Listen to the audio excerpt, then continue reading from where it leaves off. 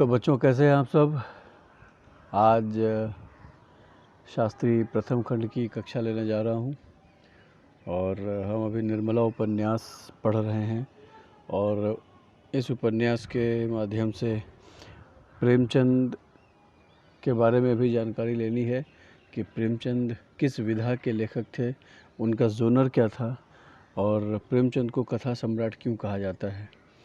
तो सबसे पहली बात तो यह कि प्रेमचंद के समय से ही या प्रेमचंद ने जब लिखना शुरू किया तब से ही उपन्यास का एक काल माना जाता है। वैसे पहला उपन्यास जो है वह परीक्षा गुरु माना जाता है और जिसे हिंदी का पहला उपन्यास का श्रेय दिया गया है। वह इसलिए क्योंकि उपन्यास के लिए जितने भी एलिमेंट चाहिए होते हैं, चाहे वह काल, देश, वातावरण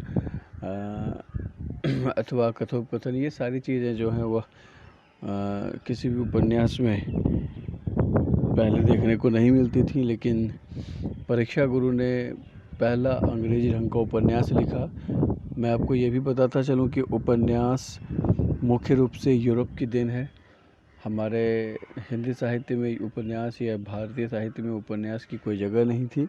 यहाँ पद्य साहित्य अधिक लिखा जाता था, लेकिन धीरे धीरे जब गद्य का विकास होना शुरू हुआ तो कुछ लेखकों ने एडेप्टेशन करना शुरू किया, अनुवाद करना शुरू किया बाहर की रचनाओं का, और फिर देखते ही देखते लोगों ने उपन्यासों का चलन शुरू था कर दिया।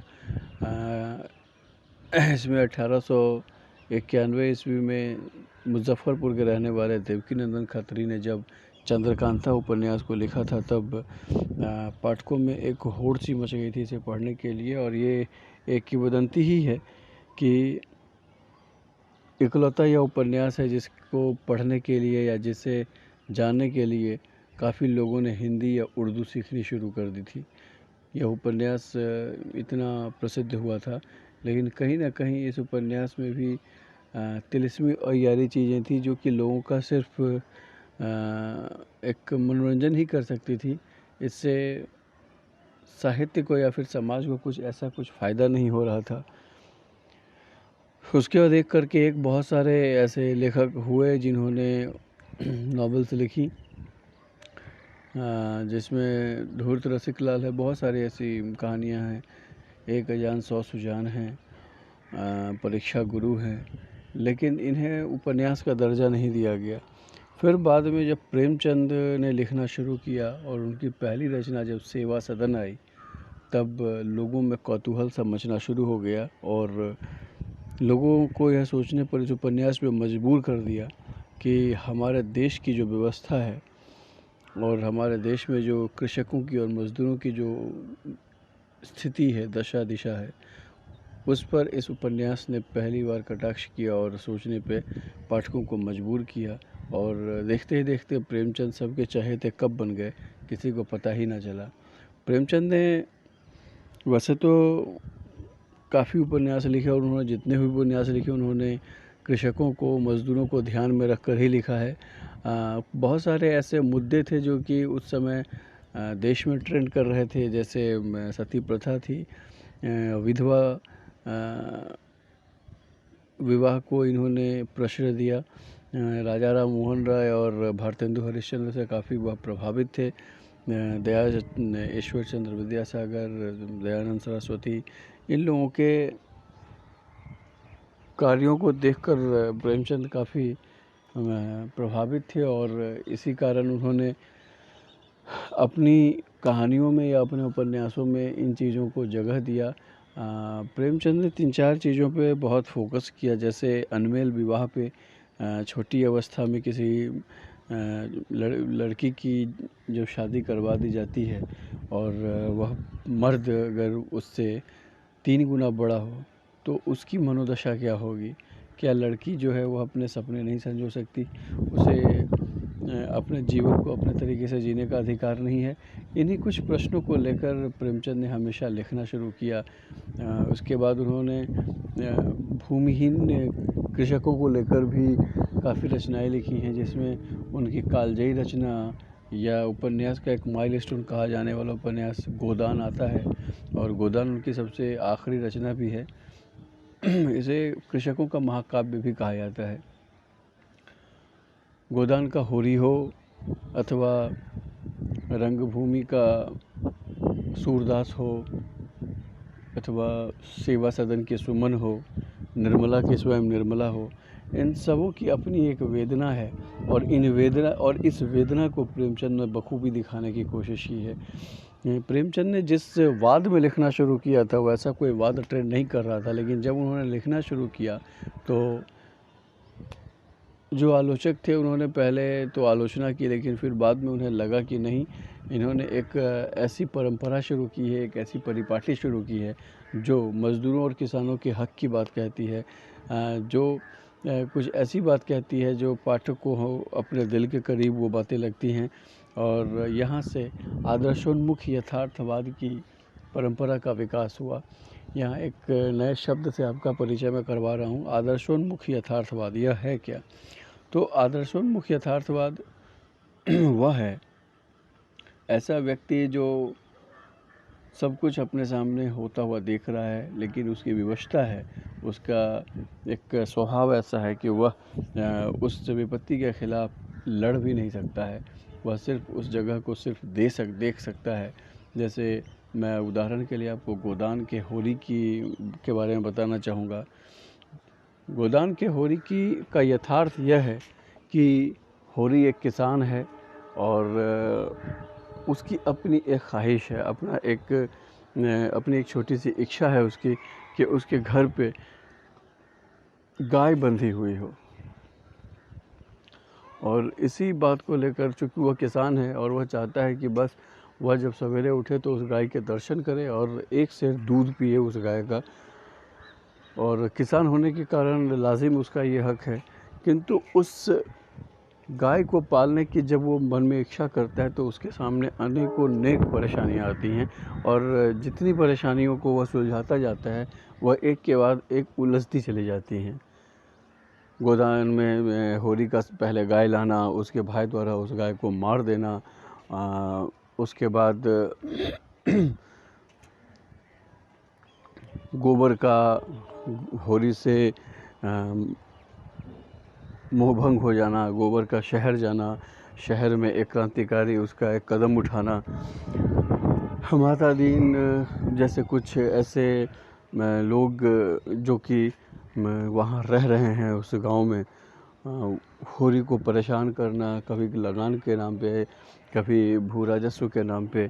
और होरी इन सारी चीज़ों को जानता है कि उसके साथ ये अन्याय हो रहा है, लेकिन वह चूँकि उसका एक स्वभाव ऐसा है कि उस अन्याय के खिलाफ वो आवाज़ नहीं उठा पाता। तो प्रेमचंद के पात्र जो हैं वो रिवोल्ट नहीं कर पाते, वह समझ सकते हैं, जान सकते हैं, देख सकते हैं कि मेरी आंखों के सामने मेरा घर लुट रहा है, मेरी ज़मीन जा रही है, लेकिन चूँकि उसके स्वभाव में वह नहीं है कि वह फाइट कर सके, रिवोल्ट कर सके। तो ये विवशता जो है वो प्रेमचंद के हर चरित्र में नज़र आती है।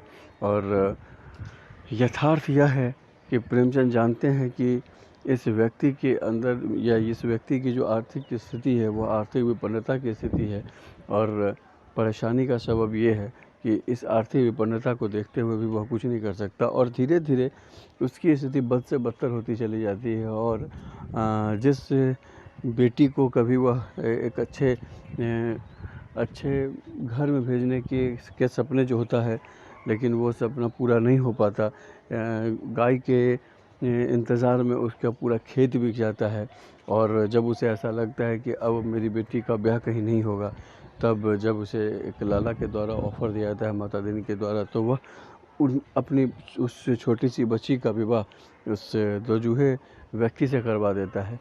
तो कुल मिला के होरी अपनी आँखों के सामने पूरे परिवार को क्षत विक्षत नेस्तनाबूद होते हुए देखता है, किंतु उसकी विवशता यह है कि वह चाहकर भी कुछ नहीं कर सकता। यही उसका आदर्शवाद है, क्योंकि वह अपने सत्य से नहीं डिग सकता।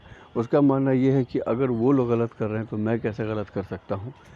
एक न एक वह भगवान पे बहुत आशा करता है कि एक न एक दिन सब कुछ अच्छा होगा, और देखते ही देखते खेतिहर होरी, कृषक होरी कब मज़दूर होरी बन जाता है उसे पता ही नहीं चलता, उसके खेत बिक जाते हैं। और लेकिन यहीं पर जब प्रेमचंद ने धनिया का चरित्र दिखाया है तो वह बिल्कुल अलग है, वह होरी से बिल्कुल अलग है। होरी जितना ही शालीन स्वभाव का व्यक्ति है, जितना ही दबता है, जितना ही आदर्शवादिता की बात करता है, धनिया उतनी ही रिवोल्ट करती है, उतने ही अपने हक की बात करती है, हक की लड़ाई के लिए वह बात करती है। तो इन दोनों चरित्रों के साथ जो एक तालमेल प्रेमचंद ने बिठाया है वह काबिल तारीफ़ है। बहरहाल यहाँ हम बात निर्मला की कर रहे हैं। तो निर्मला मुख्य रूप से ये भी एक आदर्श यथार्थवाद की श्रेणी में रखा जाने वाला उपन्यास है। इस उपन्यास के तहत निर्मला एक ऐसी स्त्री है, निर्मला एक लड़की से स्त्री कब बन गई उसे पता ही नहीं चला, और जब वो स्त्री और मातृत्व का सुख उसे मिलना शुरू होता है, चाहे वो बच्चे सौतेले ही हों, तो उसके बाद उस पर एक के बाद एक जितनी परेशानियाँ और जितनी समस्याएं आती हैं उसको वह कैसे झेलती है, किस तरीके से वह परेशान होती है। वह कभी कभी तो अपने भाग्य को भी कोसती है कि शायद उसके इस किस्मत में सिर्फ दुख ही दुख बदा है। इसके कुछ पात्र हैं जिन पात्रों को प्रेमचंद ने बखूबी गढ़ा है, चाहे वह पात्र निर्मला के पति के रूप में तोताराम का हो, निर्मला के बड़े बेटे के रूप में मनसाराम का हो, निर्मला के पिता वकील साहब का हो, निर्मला की माता का हो। तो ये कुछ ऐसे पात्र हैं जिन्हें प्रेमचंद ने बखूबी गढ़ा है, और प्रेमचंद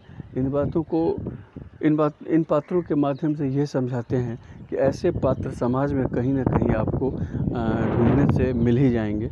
और यह बड़ी दीगर बात है कि इस उपन्यास को लिखते समय प्रेमचंद ने कुछ ऐसी समस्याओं से पाठकों को रूबरू करवाया है जो समस्या हमेशा से चलती आ रही थी समाज में, जिन समस्याओं के ऊपर कभी किसी ने ध्यान नहीं दिया, और इसे सिर्फ एक किस्मत की बात समझकर लोगों ने इसे अपने तरीके से निभाना शुरू कर दिया। लेकिन प्रेमचंद पहले ऐसे शख्स थे, पहले ऐसे राइटर थे जिन्होंने ऐसे समस्या को ज्यों का त्यों पाठकों के सामने रखा, और पाठकों ने इसे अपने तहे दिलों से सर आँखों पे इस उपन्यास को रखा। और जब प्रेमचंद के जज्बातों को लोगों ने समझना शुरू किया, तब पाठकों से उनका तारतम्य जुड़ता चला गया, और उनकी एक एक कहानियाँ, उनके एक एक उपन्यास इन्हीं समाज की जो समस्या हैं उसको बेनकाब करती हुई रहती हैं। निर्मला की कहानी कुछ इस प्रकार है कि निर्मला वकील साहब की बड़ी लाडली लड़की है, सबसे बड़ी लड़की है। वकील साहब की 2 लड़कियां हैं और 2 बेटे हैं। वकील साहब खुद चाहते हैं कि जब तक मैं वकालत कर रहा हूं तब तक अपनी बच्ची का ब्याह किसी अच्छे घर में कर दूं, और ऐसा होता भी है। वह एक अच्छे घर से निर्मला का ब्याह तय भी करते हैं। लेकिन जिस समय निर्मला का ब्याह तय किया जाता है, निर्मला की उम्र बड़ी छोटी रहती है, बड़ी कच्ची उम्र है, और वह ब्याह का मतलब भी नहीं समझती है। बच्चे उसके छोटे भाई बहन उसे चिढ़ाते हैं कि आपका ब्याह होगा, बैंड बाजे बजेंगे, बारात आएगी। शायद ब्याह का मतलब वो इतना ही समझते हैं। लेकिन जब से उसके रिश्ते की बात चली है, तब से अचानक से एक गंभीरता उसके अंदर आ गई है। निर्मला समझ नहीं पा रही है कि इस होने वाले परिवर्तन को वह किस तरीके से लोगों के सामने बताए। उसे ऐसा लगता है कि मैंने कोई गलती की है जिसके कारण मेरे माता पिता जी मुझे अपने से अलग किए जाते हैं।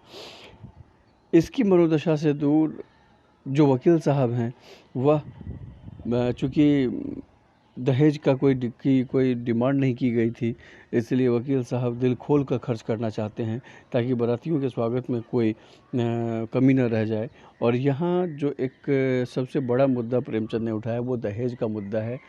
आज भी हमारे समाज में दहेज प्रथा बहुत क्रूरता से फैली हुई है, और इस प्रथा को बहुत रोकने की कोशिश करने के बावजूद भी आज तक ये प्रथा रुक नहीं पाई है। अगर आज भी किसी बाप के पास कोई बेटी है तो वह सबसे पहले उस बेटी के होने के साथ ही उसके नाम से कुछ पैसे जमा करना शुरू कर देता है, ताकि वह उस बच्चे के नाम से इतने पैसे जमा कर सके ताकि जब वह किसी लड़के को या किसी नौकरी पेशा लड़के को ढूंढने जाए तब जो एक कॉशन होता है, एक बार्गेनिंग होती है उस पे उन पैसों की, उसमें वह कहीं से पिछड़ न जाए, क्योंकि अल्टीमेटली उसे भी अपनी बच्ची को एक सुखी घर प्रदान करना है। और यहाँ जो दहेज की बात है वह यह भी है, प्रेमचंद ने थोड़े सा आदर्शवादिता का पुट दिया है कि जो ससुराल पक्ष है वह दहेज नहीं लेना चाहता है, इसलिए प्रेमचंद जी खोल के खर्च करना चाहते हैं। किंतु विडंबना कुछ अलग ही थी, नियति की सोच कुछ अलग ही थी। जिस खर्चे को वकील साहब दोनों हाथ से जिस धन को लौटा रहे थे, वकील साहब की पत्नी को यह नामंजूर था। वकील साहब की पत्नी यह कहती है कि तुम्हारी एक छोटी बच्ची भी है, इसके बाद तुम्हारे 2 बेटे भी हैं, सारी जमा पूंजी जब बड़ी बच्ची में ही खर्च कर दोगे तो इन तीनों बच्चों के लिए क्या रखोगे। इस पे वकील साहब कहते हैं कि कमाता मैं हूँ, तुम नहीं कमाती हो, और तुम मुझे सीख मत दो, चूँकि मैं अभी काम कर रहा हूँ और मैं जब बारातियों का स्वागत करूंगा तो कोई ऐसी कमी ना रह जाए। इसी बात पे दोनों पति पत्नी में नोक-झोंक होती है, और नोक-झोंक इतनी बढ़ जाती है, यहाँ एक दूसरे के ईगो को दर्शाया गया है कि एक दूसरे को जब कोई बात कही जाती है और झगड़े की शुरुआत या क्रोध की शुरुआत यहीं से होती है। अगर कोई एक इंसान उस समय दब जाए तो झगड़ा शायद उत्पन्न न हो, लेकिन ऐसा होता नहीं है। हर इंसान के अंदर के भीतर जो एक अहंकार होता है, एक पुरुषत्व होता है, एक स्त्रीत्व होती है, वह उसे दबने नहीं देता है। और यही कारण है कि यह झगड़ा इतना बढ़ जाता है कि पहले वकील साहब की पत्नी के मन में यह विचार कौंधता है कि मैं इस घर की तो लौंडी ही हूँ। यहाँ लौंडी का मतलब नौकरानी है। प्रेमचंद ने कुछ ऐसे शब्द ईजाद किए हैं, या फिर ये कह सकते हैं कि ये उर्दू के लफ्ज़ थे। प्रेमचंद ने अपने उपन्यासों में जो शब्दों को रखा है वह हिंदी और उर्दू को दोनों को मिक्स करके रखा है। यह आप शायद जानते ही होंगे कि प्रेमचंद ने सबसे पहले उर्दू में ही लिखना शुरू किया था, उसके बाद वो हिंदी में आए। तो कुल मिलाकर वकील साहब की पत्नी घर छोड़ना चाहती हैं, लेकिन जब वह अपने छोटे बच्चे का मुंह देखती है और छोटा बच्चा जब उसके आंचल को पकड़ लेता है, तो वह कहती है कि मैं चाहे जैसे रहूं, जिस स्थिति में रहूं, जिस परिस्थिति में रहूं, इस घर को छोड़कर नहीं जाऊंगी। और किंतु वकील साहब का जो पुरुष चरित्र है वह इस बात की गवाही नहीं देता है कि उनकी पत्नी उनके सामने इतनी बड़ी बात कहकर चली जाए और वह चुप रहें। और यहाँ से इनका ईगो शुरू होता है और वो कहते हैं कि मैं अगर 4-5 दिन यहाँ ना आऊँ तब इसे पता चलेगा कि मेरा इम्पोर्टेंस क्या है। और रात के अंधेरे में वकील साहब निकल जाते हैं। वकील साहब चूँकि बहुत सारे केस मुकदमे लड़ते हैं, तो वहाँ पर कुछ गुंडों ने ताक लगा कर रखा हुआ है। अचानक से उसने देखा कि वकील साहब आ रहे हैं और एक ज़ोर के डंडे का प्रहार किया और वकील साहब वहीं ढेर पड़ गए। यहाँ से प्रेमचंद ने कहानी को एकदम नया मोड़ दे दिया और कहानी यहाँ से एकदम उलट हो जाती है। एक ऐसा परिवार जो बड़ा सुखी था, अपनी बेटी के ब्याह की चिंता कर रहा था, लोग लगे हुए थे, मिठाइयाँ बन रही थी, कारीगर लगे हुए थे, पलंग बन रहे थे, और अचानक से नियति ने एक ऐसा क्रूर खेल खेला कि निर्मला के पिता की असामयिक मौत हो जाती है, जिसके कारण पूरा घर तबाह हो जाता है। उसकी पत्नी के साथ, वकील साहब की पत्नी के साथ स्थिति यह है कि अब पछतावा तो हो गया जब चुग गई चिड़िया खेत। चीज़ें ख़त्म हो चुकी थी, लेकिन उनकी पत्नी यह चाहती थी कि निर्मला का ब्याह जब लग चुका है और लड़की की शादी करनी ही है तो क्यों न एक बार फिर से बात की जाए। और जिस ससुराल में जहाँ बात चल रही थी वहाँ वह पंडित जी को भेजती है, लेकिन वहाँ की जो बातें हैं वहाँ त्योरियाँ ही बदल जाती हैं। वहाँ त्योरियाँ इसलिए बदल जाती हैं कि वकील साहब अब नहीं रहे, और जब लड़की का विवाह होगा तो वह कुछ दे नहीं पाएंगे। और यहाँ जो एक हल्के से झीने पर्दे से प्रेमचंद ने ढक के रखा था उस परिवार के बारे में कि यह दहेज नहीं लेना चाहता, उसके मन में कहीं ना कहीं ये बात थी कि वकील साहब खुद इतने समझदार हैं कि अपनी बेटी को विदा करने के समय कुछ 20-1 हज़ार रुपये तो दे ही देंगे। कुल मिला के दहेज पर जो एक कटाक्ष प्रेमचंद ने किया है वह काबिल तारीफ़ है। और प्रेमचंद ने इसके माध्यम से बताया है कि पिता चाहे कितना भी रईस हो, पिता चाहे जैसा हो, चाहे जितना ही सबल हो, आखिर वह लड़की का पिता है और लड़की के पिता को झुकना ही पड़ता है। और आज इस दहेज के कारण उसकी शादी वहाँ टूट जाती है। अब निर्मला की माँ के पास सबसे बड़ा एक चैलेंज ये है कि वह किसी न किसी तरीके से अपनी बच्ची का विवाह करवाना चाहती है। और चूँकि उसके विश्वस्त पंडित हैं और पंडित को वह रिक्वेस्ट करती है, वह पंडित जी से प्रार्थना करती है कि आप दो चार लड़कों को ऐसे देखें जो हमारी हैसियत के अनुसार हो, क्योंकि वकील साहब जब नहीं रहे तो हमारी हैसियत कुछ भी नहीं रही। और इसी क्रम में 3-4 रिश्ते आते हैं। जो रिश्ता निर्मला की माँ को पसंद आता है वह रिश्ता ये है कि वह तो दहेज की डिमांड नहीं करता लड़का, लेकिन लड़का पहले से शादीशुदा है, उसकी पत्नी मर चुकी है और उसके 4 बच्चे हैं। यहाँ पे प्रेमचंद ने एक दूसरा ठीकरा फोड़ा पाठकों के माथे पे, और वो है अनमेल विवाह।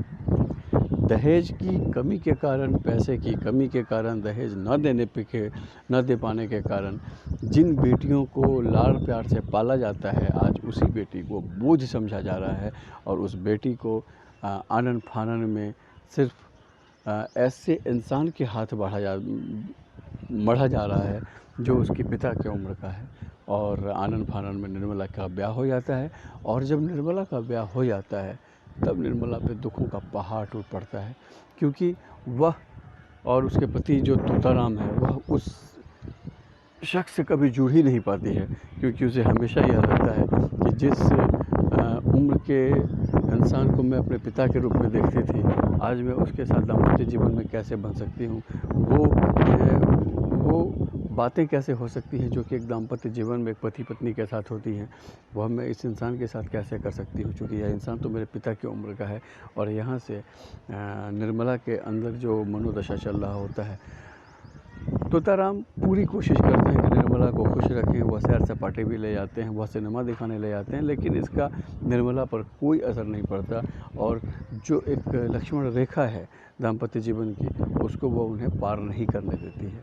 इतने में ही जो उसके बच्चे हैं, उन बच्चों को धीरे धीरे स्नेह निर्मला का बढ़ता जाता है। मनसाराम चूँकि इनका बड़ा लड़का है और मनसाराम निर्मला का हम उम्र है, और हम उम्र जो होते हैं वो कहीं न कहीं अपनी चीज़ों को ढूंढ लेते हैं, इसलिए निर्मला को मनसाराम के साथ रहना अच्छा लगता है। सिर्फ वात्सल्य भाव के कारण, चूँकि निर्मला भी जानती है कि वह उसकी विमाता है, विमाता का मतलब यहाँ सौतेली माँ होता है, वह जानती है कि वह उसकी विमाता है और उसे उस दायरे में ही रहना है। और मनसाराम को वो अपना पुत्र ही समझती है और मनसाराम भी उसे अपनी माता समझता है। वह जानती है कि लेकिन जो प्रकृति का एक नियम है कि जो हम उम्र होते हैं, समवयस्क होते हैं, उसे एक दूसरे के पास रहना कितना अच्छा लगता है। धीरे धीरे दोनों की अंतरंगताएँ बढ़ती हैं और माँ बेटे का ऐसा स्नेह जब बेटा अपनी माँ को पढ़ाना शुरू कर देता है, बेटा माँ छोटी छोटी बातों में अपने बच्चे का ख्याल रखती है, मनसाराम जियाराम का ख्याल रखती है। ये बात तोताराम को नागवार गुजरती है और तोताराम के मन में एक शक का कीड़ा आ जाता है और वो यह समझते हैं कि शायद कहीं ना कहीं इन दोनों माँ बेटों के बीच कुछ ऐसी बातें चल रही हैं जो कि एक अमर्यादित हैं, जो कि एक संबंध के विपरीत हैं। और यहाँ से कहानी फिर से एक नया मोड़ लेती है। प्रेमचंद रह रह कर पाठकों को जो स्ट्रोक देते हैं, जो एक कहानियों को घुमाते हैं, वह शायद कोई दूसरा उपन्यासकार आज तक नहीं कर पाया। और इसका कारण भी है क्योंकि प्रेमचंद ने इतना झेला है, समाज को इतना देखा है, समाज को इतने नज़दीक से देखा है, इतनी पीड़ा देखी है प्रेमचंद ने, तो वो जो अनुभव है वो उनके उपन्यासों में साफ दिखता है, साफ झलकता है। और इसका जो खामियाजा होता है वो यह होता है कि मनसाराम पे दुखों का पहाड़ टूट पड़ता है, इधर निर्मला को बात करना बंद कर देना पड़ता है और यह देखते ही देखते घर ऐसा क्षत विक्षत हो जाता है कि मनसाराम हॉस्टल चला जाता है। हॉस्टल में वह खाना पीना छोड़ देता है। इधर निर्मला मनसाराम से बहुत परेशान है, उसे यह लगता है कि यह सब मेरे कारण हुआ है। इस बीच में जो तोताराम है, तोताराम अपनी दुर्बलता को छिपाने के लिए कभी मनसाराम को डांटते हैं तो कभी निर्मला को डांटते हैं, लेकिन कभी दोनों के उस मनोभाव को समझने की कोशिश नहीं करते हैं। और कुल मिलाकर जब मनसाराम को इस बात का पता चलता है कि मेरे पिता ने मुझ पर इतना बड़ा घोर शक किया है, तब वह आत्महत्या करने की ठान लेता है। और यहाँ से एक नई कहानी मोड़ लेती है। तो यहाँ तक हमने पढ़ा है निर्मला को।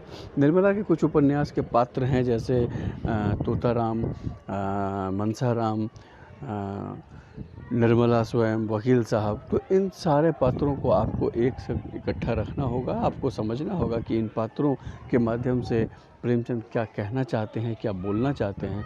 और जो अनमेल विवाह है, जो दहेज प्रथा है, इन बातों को लेकर प्रेमचंद समाज के किस पक्ष को दिखाना चाहते हैं, और इस कहानी की उपयोगिता या प्रासंगिकता क्या है, ये सारी बातों पर जो एक बातें हैं।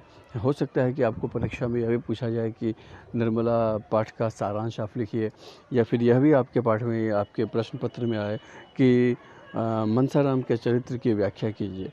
तो अभी तक जो मैंने आपको बताया है उस हिसाब से मनसाराम के चरित्र को आप बखूबी लिख सकते हैं। निर्मला के चरित्र की व्याख्या करने के लिए, क्योंकि निर्मला इस पूरे उपन्यास की सूत्रधार है, जिसको मेन कैरेक्टर कहते हैं, मुख्य चरित्र है। तो उस तरीके से आप इसको लिख सकते हैं।